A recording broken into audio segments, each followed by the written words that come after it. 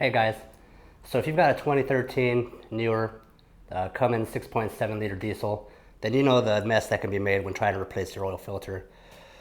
As opposed to previous years where you could remove the turbo intake duct and pull the filter up through the top, on the newer years, 2013 and newer, they force you to pull the oil filter out through the wheel well.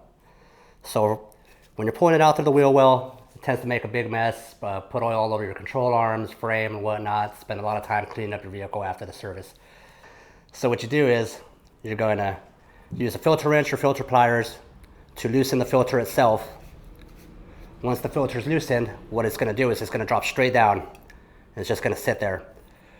If you tilt this filter 90 degrees, as is required to pull it out of the vehicle, you're going to end up spilling oil all over the place, making a big mess.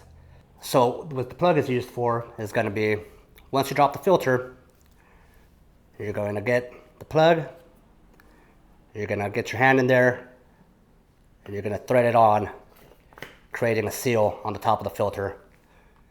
What that allow you then to do is grab it by the handle, flip it 90 degrees without spilling any oil out, and pull it out through the wheel well itself.